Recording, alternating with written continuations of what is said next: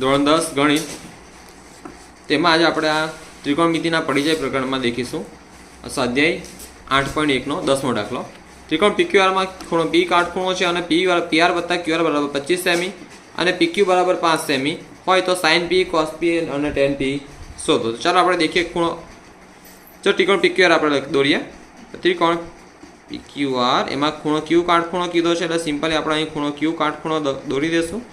આ PQR અને PR વત્તા QR, PR આટલું PR અને QR, PR અને QR આનો સરવાળો છે 25 સેમી, આનો સરવાળો કેટલો છે 25. આપણને PQ આપ્યું છે ખાલી 5 સેમી, એટલે કેટલું લાવો આપણને પહેલા ખબર ને પાયથાગોરસ પ્રમાણે આપણે ગણતા હતા કે બે ના માપ ખબર ન હતા અને ત્રીજું શોધાય, પણ હવે આપણને એકનું જ ખબર છે અને હવે બે શોધવાના છે.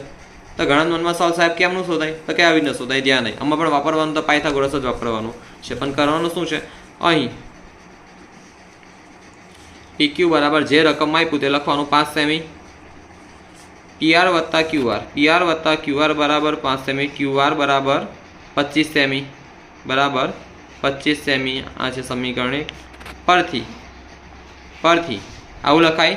માટે PR બરાબર 25, અહીં QR શું છે પ્લસ છે, QR શું છે પ્લસ, તો પેલી બાજુ જઈને માઇનસ કરાય, માઇનસ QR PR બરાબર 25 માઇનસ QR આપણને આ મળ્યું બરાબર. હવે આપણે શું કરીશું, અહીંયા આગળ જે પણ વસ્તુ છે તો પાયથાગોરસનો પ્રમેય વાપરવાનો છે. આપણને આ PR મળી ગયું, આ PR મળી ગયું. હવે આપણે QR શોધવાનો છે એની પરથી. PR કેટલું મળ્યું 25 માઇનસ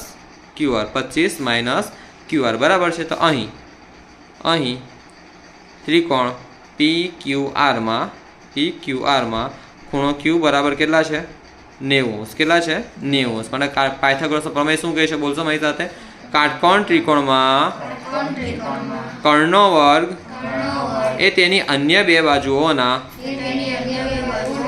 વર્ગના સરવાળા જેટલો હોય છે બરાબર હોય છે, બધું એક જ છે. ચાલો આપણે કરીએ કર્ણનો વર્ગ. તો કર્ણ કયું છે PR નો વર્ગ બરાબર PQ નો વર્ગ, અન્ય બે બાજુઓ તો કે PQ અને QR છે પણ તેનો વર્ગ છે એટલે PQ અને QR નો વર્ગ. આપણે આ શોધવાનું છે. આ કેટલું છે આ શોધવાનું છે. ચાલો ધ્યાને PR નો વર્ગ, તો PR કેટલા છે 25 માઇનસ QR આખાનો વર્ગ બરાબર PQ કેટલા છે 5, તો કે 5 નો વર્ગ વત્તા QR નો વર્ગ. હવે આપણે જો એક નિત્યસમ ખબર છે આપણને, આ ખબર છે, આ ભણી ગયા ધોરણ 8-9માં. A minus B whole square equals to A square minus 2AB plus B square છે ને. આ સિમ્પલ 8-9થી આ ભણીએ છીએ. A minus B whole square મતલબ કે આખા વર્ગ કૌંસનો વર્ગ તો બરાબર A નો વર્ગ માઇનસ 2AB પ્લસ B નો વર્ગ. તો સિમ્પલી આપણે 25 માઇનસ QR છે તેમ થશે 25 નો વર્ગ માઇનસ 2, પછી A કોણ છે 25, B કોણ છે QR, આ માઇનસ અહીંયા આવ્યું છે તો કે QR વત્તા B નો વર્ગ વત્તા B નો વર્ગ, B કોણ છે QR, કોણ છે QR, તો કે QR નો વર્ગ બરાબર 5 નો વર્ગ 25 વત્તા QR નો વર્ગ. 25 નો માટે 25 નો વર્ગ કેટલો થાય 625 માઇનસ 25 દુ 50 QR વત્તા QR નો વર્ગ બરાબર 25 વત્તા QR નો વર્ગ. હવે અહીં પ્લસ QR વર્ગ છે, અહીં પણ પ્લસ QR વર્ગ છે, તો અહીં આ પ્લસ આ બાજુ હશે તો માઇનસ થઈ જશે, 0 થશે એટલે આપણે અહીંથી અહીં કેન્સલ કરી નાખીએ ડાયરેક્ટ, એક સ્ટેપ ઘટી જાય આપણું. 625 માઇનસ 50 QR બરાબર 25. હવે ધ્યાન નહીં માટે માઇનસ 50 QR, આ 625 અહીં પ્લસ છે તો આ બાજુ શું થશે માઇનસ બરાબર 25 માઇનસ 625 માટે માઇનસ 50 QR બરાબર 625 થી 25 જાય તો કેવા રહી 600, કેટલા રહી 600. પણ અહીં મોટું પદ માઇનસનું ચિહ્ન ધરાવે તેથી આપણે અહીં લખીશું માઇનસ. આ માઇનસ પ્લસ થઈ ગયા, કેન્સલ થયા. માટે QR બરાબર અહીં ગુણાકારમાં છે તો બરાબરની એમ આવતા શામાં થશે ભાગાકાર, તો 600 ભાગ્યા 50 શૂન ગયું 12 × 60. તો માટે QR બરાબર કેટલું આવ્યું QR બરાબર 12 ને એકમ શું છે સેન્ટીમીટર, તે આપણે લખવાનું. એકમ આપ્યો ને તો લખવાનું, ના આપો તો કોઈ વાંધો નહીં. અહીંયા આપણને આપ્યો છે સેમી તો આપણે લખી દઈશું બરાબર છે. હવે તમને ત્રિપુટી યાદ હોય 5, 12 અને 13, 5, 12, 13, પણ તોય તમારે પરીક્ષા મનમાં ના થાય ભાઈ. હા, બાકી સાહેબ બી કહેશે શું થયું ભાઈ છોકરા દાખલો કેમ નહીં કરે સાહેબ, મનમાં દાખલો જવાબ. એમ તો સાહેબ તમારે જે મુલાકાત ના કરે પણ તમે મનમાં જ ગણો તો કહીને માર્ક્સ બી તને મનમાં જ આપું.